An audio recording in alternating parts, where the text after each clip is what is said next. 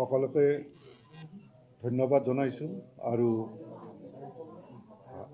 High school সকলো higher secondary স্কুলৰ শিক্ষক ছাত্ৰ ছাত্ৰীলৈকে মোৰ অভিনন্দন জ্ঞাপন কৰিছোঁ। এইবাৰ আমি পৰীক্ষা আৰম্ভ কৰিছিলোঁ 12 ফেব্ৰুৱাৰীত আৰু শেষ হৈছিল আমাৰ 13 মাৰ্চত আৰু এমাহ যদি পৰীক্ষা চলাৰ পিছত গোটেই প্ৰক্ৰিয়াটো সম্পন্ন কৰি আজি আমি এইচএছৰ ফাইনেলৰ ৰিজাল্ট দিবলৈ ওলাইছোঁ। এইবাৰ টোটেল ল'ৰা ছোৱালী ফৰ্ম ফিল আপ কৰিছিল 2,80,216 জনে। তাৰপিছত কেণ্ডিডেট এপিয়াৰ হৈছে 2,73,908 জন। 7,000 মান এপ্ৰক্সিমেটলি 7,000 মান ল'ৰাই এপিয়াৰ কৰা নাই যদিও ফৰ্ম ফিল আপ কৰিছিল আৰু এপিয়াৰ কৰা ল'ৰাৰ ভিতৰত পাছ কৰিছে 2,42,794। আমি ষ্ট্ৰীম আমাৰ ইয়াত 4টা ষ্ট্ৰীম আছে, art, science, commerce and vocational. আৰু আৰ্টছৰ ৰিজাল্ট যদি আমি চাওঁ, আমাৰ যোৱা বছৰতকৈ এইবাৰ আমাৰ ৰিজাল্টৰ পাৰ্চেণ্টেজ ভাল হৈছে। যোৱা বছৰ আছিল আমাৰ 70.12% আৰ্টছত, এইবাৰ 88.24% হৈছে। তেনেদৰে ছায়েন্সত যোৱাবাৰ আছিল আমাৰ 84.96%, এইবাৰ হৈছে 90.29%। কমাৰ্চত যোৱা বছৰ আছিল 79.57%, এইবাৰ হৈছে 88.28%। ভকেশ্যনেলত যোৱা বছৰ আছিল 85.61, এইবাৰো 85.78% আমাৰ ল'ৰা ছোৱালীয়ে কৃতকাৰ্য হৈছে। আমি ৰিজাল্টৰ উপৰিও আমি যদি ডিষ্ট্ৰিক্ট ৱাইজ আমি ৰিজাল্টটো চাওঁ,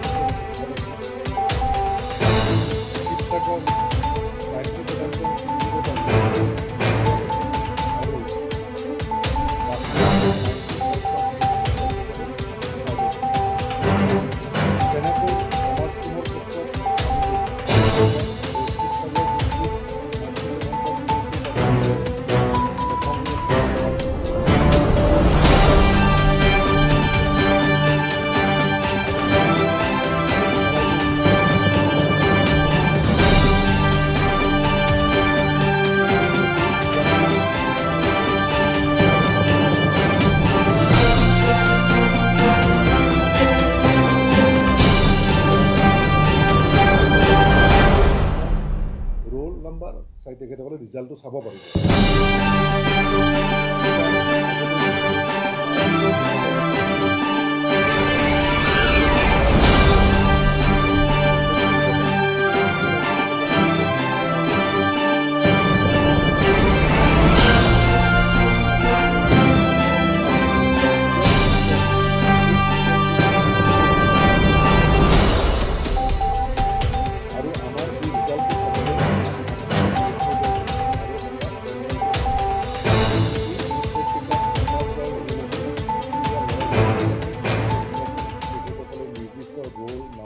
ৰেজিষ্ট্ৰেশ্যন নাম্বাৰ আৰু তেখেতসকলৰ ৰেজিষ্ট্ৰেশ্যন ছেশ্যন, এই 4টা তেখেতসকলে দিয়াৰ লগে লগে তেখেতসকলৰ মাৰ্কশ্বিটটো ডাউনলোড কৰি ল'ব পাৰিব আৰু ইণ্ডিভিজুৱেল ৰিজাল্টটো তেখেতসকলে চাব পাৰিব।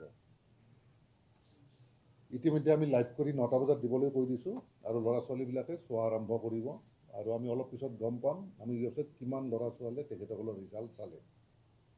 এইখিনিয়ে থুলমূলকৈ ক'ব লগা কথা। তাৰোপৰি এইবাৰ আমাৰ ৰিজাল্ট প্ৰচেচিঙত আমি এইবাৰ এটা আমি ব্যৱস্থা লৈছিলোঁ যে যিখিনি আমি ল'ৰা ছোৱালীৰ প্ৰেক্টিকেল মাৰ্ক, প্ৰজেক্ট মাৰ্ক আৰু জোনৰ পৰা থিয়ৰী মাৰ্ক আগতে আমি OMR চিটত আমি কালেক্ট কৰিছিলোঁ, কিন্তু এইবাৰ আমি মানে ছিষ্টেমৰ দ্বাৰা অনলাইন কালেকশ্যন কৰিছোঁ আৰু অনলাইন ছিষ্টেমটো এইবাৰ আমি প্ৰথম এডপ্ট কৰিছোঁ। Practical mark, project mark, even এটেণ্ডেঞ্চৰ পৰা আৰম্ভ কৰি গোটেইখিনি। আৰু সেইকাৰণে এইবাৰ ৰিজাল্ট প্ৰচেচিং কৰোঁতে আমাৰ বেছি সহজ হৈছে আৰু এই প্ৰচেছটো আমি প্ৰথম কৰিছোঁ, দ্বিতীয়বাৰ যদি কৰা যায় বোধহয় আৰু আমি মানে কি হয় কম সময়ৰ ভিতৰত ৰিজাল্টটো দিব পাৰিম।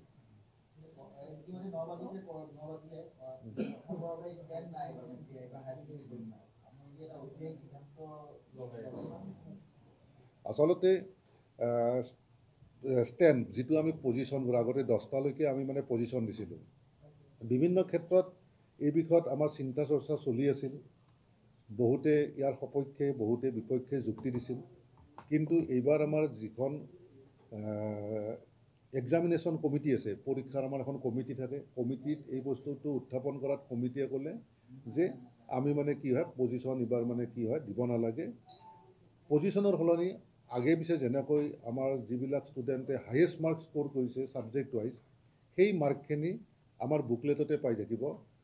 কোনজন ষ্টুডেণ্টে কি ছাবজেক্টত হায়েষ্ট মাৰ্ক পাইছে তাৰ ৰোল আৰু মানে নাম্বাৰ এই দুয়োটা আমি দি দিছোঁ, আৰু তাৰ পৰা তেখেতসকলে চাই ল'ব পাৰিব যে আৰু বা কেলকুলেশ্যনো কৰিব পাৰিব যে এজন ষ্টুডেণ্টে বোলে গোটেইকেইটাতে 100 পাইছে, আৰু কোনোবা তেনেকুৱা আছে নেকি, তেখেতেতো নিজে চাই ল'ব পাৰিব।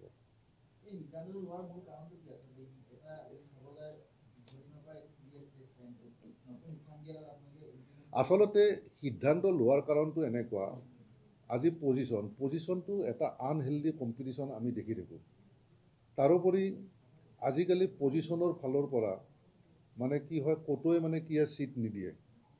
আজি যদি আপুনি চাব যায় যে মানে কি হয় CUET দিব লাগে, JEE দিব লাগে, JEE এডভান্স নীট, এটা মিনিমাম এলিজিবল ক্ৰাইটেৰিয়া মাৰ্কছ লাগে। গতিকে পজিশ্যনটোত তাত একো দৰকাৰ নাই, আৰু ৰিজাল্টটোত কোনে কিমান স্ক'ৰ কৰিছে ছাবজেক্ট ৱাইজ সেইটোতে মানে কি হয় ঠিক থকাৰ কাৰণে কাউন্সিলে তেনেকৈ ডিচিশ্যন লৈছে, আৰু তেনেকৈ ৰিজাল্টটো ডিক্লেয়াৰ কৰা হৈছে। NEPত এনেকুৱা কথা নাই। NEPটো আমাৰ যদিও মানে কি হয় আমাৰ চৰকাৰে গ্ৰহণ কৰিছে, আমি তাত কাম কৰি আছোঁ। পৰীক্ষাৰ ক্ষেত্ৰত এতিয়াও আমি বহুত ক্ষেত্ৰত NEP মতে আমি কৰিব পৰা হোৱা নাই, আৰু কাউন্সিলৰ যিখন আমি নটিফিকেশ্যন দিছোঁ, ইয়াত নটিফিকেশ্যনটো আমি দিছোঁ যে মানে কি হয় তেখেতসকলে যদি ৰিচেক কৰিব বিচাৰে, তেতিয়া আমাৰ এই নটিফিকেশ্যন যিখন, এই নটিফিকেশ্যনটো আমি লিখি দিছোঁ, the candidate who wish to get their answer script recheck may visit আমাৰ এইটো যিটো ৱেবছাইট সেইটো দিছোঁ, for applying online, the online platform for application for rechecking will be open after 3 days from the day of declaration of result. 3 days পিছত আমি মানে তেখেতসকলেতো online খুলি দিম, সেই অনলাইনত তেখেতসকলে নিয়ম অনুযায়ী এপ্লাই কৰিব।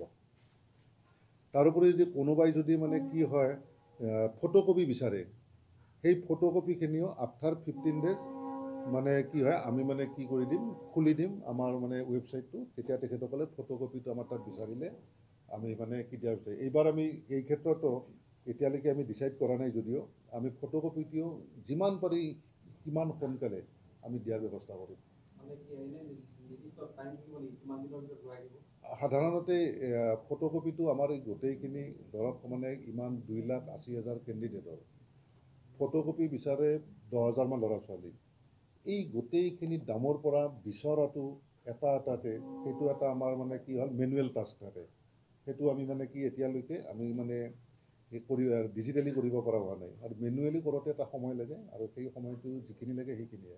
বহুত বিগত সময়ত দেখা গৈছিলে ছাত্ৰ ছাত্ৰীসকলে নিজৰ মনমতে তেওঁলোকে শিক্ষানুষ্ঠানত নামভৰ্তি কৰিব নোৱাৰিলে, পিছত তেওঁলোকৰ পাৰ্চেণ্টেজ বহুত বেছিকৈ আহিছে। যোৱা বছৰ তেনেকুৱা 2-এটা কেছ মোৰো দৃষ্টিগোচৰ হৈছে, আৰু এইবাৰ মই ভাবোঁ তেনেকুৱা ৰিজাল্টৰ পাছত মাৰ্কছ লৈ তেনেকুৱা এটা পৰিৱেশ সৃষ্টি নহ'ব বুলি মই নদি নকওঁ, কিন্তু মই আশা কৰোঁ। মাৰ্কশ্বিটৰ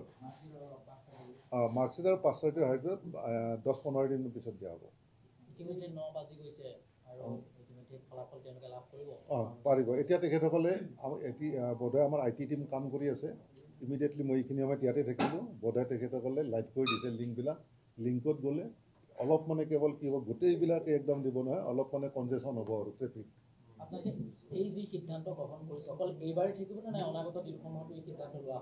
তাৰমানে কাউন্সিলটো না ছেক্ৰেটাৰী বা চেয়াৰমেন ছাৰে একেলগে ডিচিশ্যন নলয়। আমি অনাগত দিনবিলাকত কি ডিচিশ্যন ল'ম, সেই ডিচিশ্যনটো আমাৰ মানে কাউন্সিলত